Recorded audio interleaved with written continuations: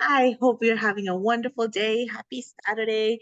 And Or today, Sunday or Monday. Wait a minute. whenever you're watching it, yeah, you're What right. exactly? It's We're for posting me. it Saturday, but whatever day you're watching it, I hope you're having a great day.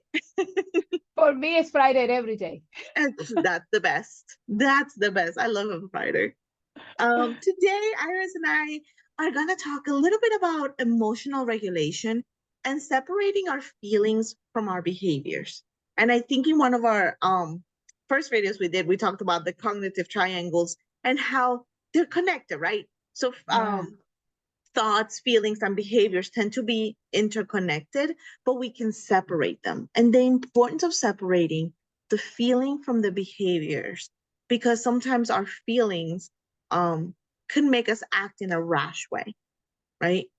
Somebody cuts me off in traffic, and I just pull up the middle finger, and then I realize it was a cop, and then I get stopped, right? Like that's not a nice situation, right? So separating the feelings, that has never happened, by the way. It's funny talking about. I'm gonna really quickly talk about triggers. When I was really little, my mom told me not to break a plant, and I broke the plant, and it made my hand like it must have had something, and I must have been allergic to it or something. Made my hand really itchy. So every time I do something that I feel it's bad or it's taboo, like pulling a finger or somebody or curse, like just little things like that, makes my hand itch. Anyways, that's a little, the way our brain works. It's crazy, crazy. What But an amazing, powerful brain. Imagine if every time you go like this, what you're pulling is thousands of dollars instead. I would say I prefer that one. I definitely prefer that one. Pulling thousands of dollars. Um, but when it comes, what do you think about this? Like separating those feelings from those behaviors. And I know one of the examples that we were talking about is all of our feelings are valid, right? So let's say Okay. we're breaking off a tough relationship, we're separating from a tough relationship, and we miss the person. Missing a person is missing, is a feeling. Longing for somebody is a feeling. And that is valid. It has its place. It's coming from somewhere. Again, people are multifaceted. So even though this person may not be the person for you, there may be some things about them that we miss, and that's normal, right? The behavior of calling them again, the behavior of getting back together, the behavior of going to their house is when we have to stop, right? And what is the best way, right? What is the best way to regulate that feeling so that it doesn't lead us to those behaviors? What do you think, Iris? We have to become the adult. Feelings are Inner. is our defense mechanism, Mm. and that is always pointing us to things that we want and to things that we don't want. However, that was amazing when we were children because it kept us alive in the world that we were not in control of ourselves physically and a lot of time emotionally because we were told how to feel, we were told how to think, we were told how to act. And those people around us, they did the best they could. I'm going to say this, the best they could, because otherwise they would have done differently. I'm talking about when the things that was given to us was not the best, right? But when we become an adult and goes back to having a relationship with oneself, loving ourselves, knowing our values, knowing who we are and knowing what we want in life, feelings are indication of something, but it's not an excuse to act on it. Like just because I miss this person and today I miss this person, I just share that with you. Doesn't mean that I want to pick up the phone and call this person. Doesn't mean that I want to go out with this person or have a conversation with this person. This person hurts me. Mm-hmm. And this person will not have I cannot give this person the opportunity to hurt me again. Okay. So it hurts. It hurts because my mind is remembering this person today. And it's okay that it hurts because it's reminding me of the pain of not being together, but also of the pain that it caused me why we are not together. And me, the adult, seeing it for what it is, it's just feelings that is reminding me of my story, but Yeah. it's not the feelings that is showing me who I am and where I'm going today and what I know that I deserve when it comes to a relationship. If speaking of relationship, but it's also go about job related. It also go about our friendship. It also Oh, go about our environment at home. Like I remember on my last job that I worked a 9 to 5, when the feeling came over me and said, "This is not where you need to be. This is not where you want to be," and mhm. was not easy to put my resignation, but I did. That doesn't mean that I didn't love the people that I work with. You were one of those people. Like, and look at that. And I have to leave. Making that decision was not easy. The feeling that it cost me to come to that solution or to that decision was not easy.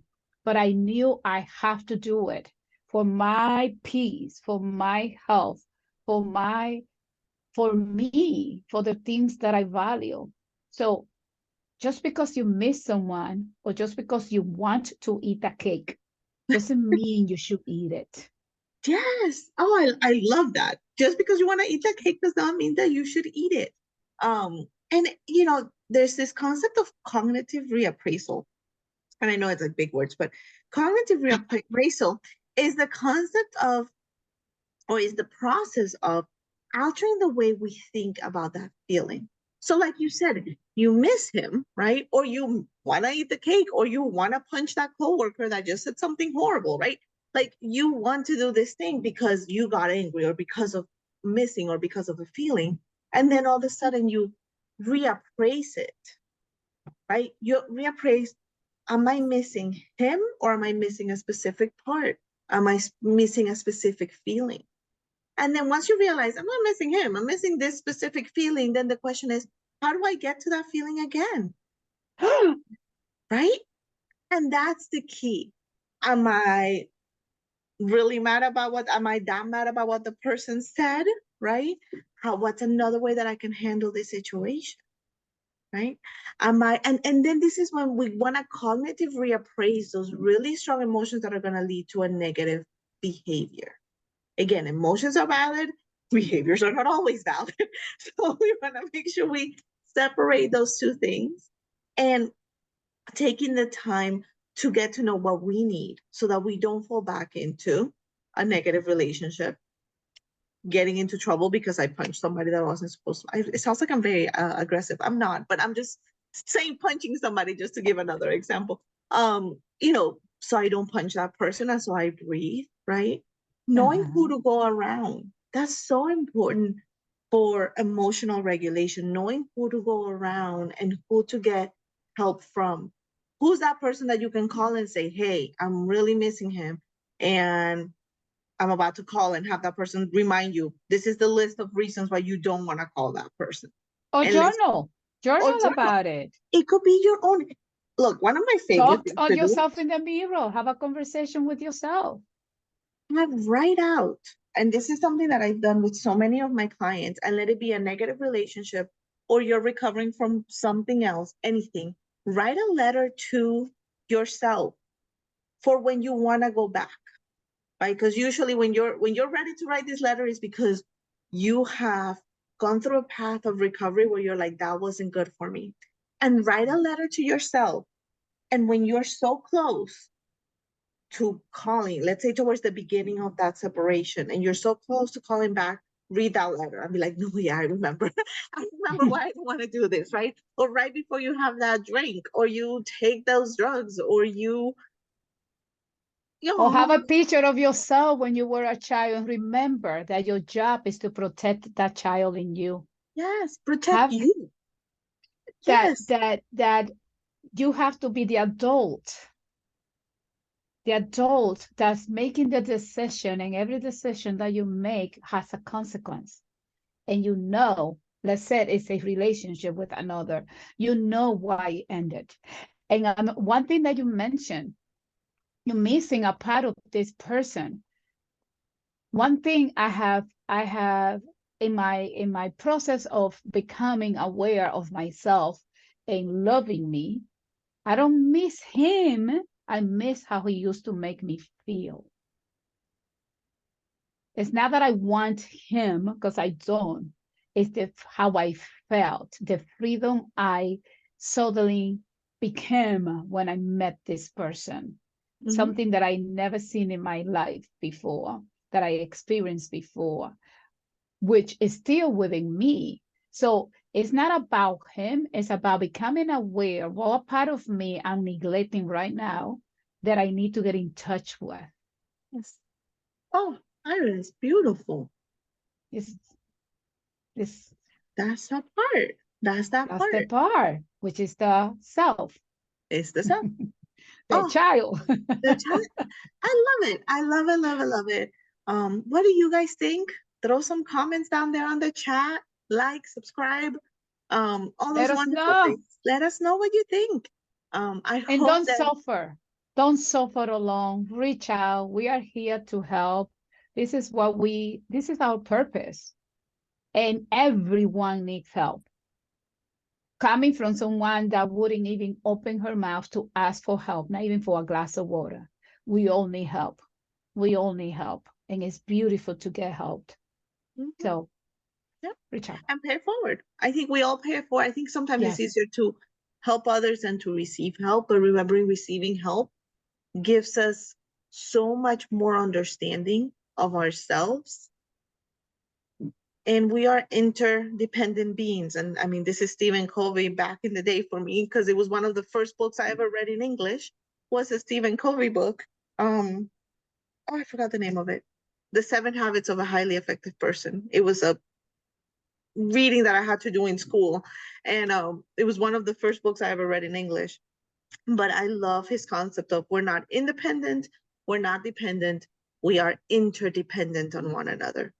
So reach out for help when you need it, because there's times when you don't get to help. So that balance is so important. Yes. Love you. Balance Have of a life. wonderful day.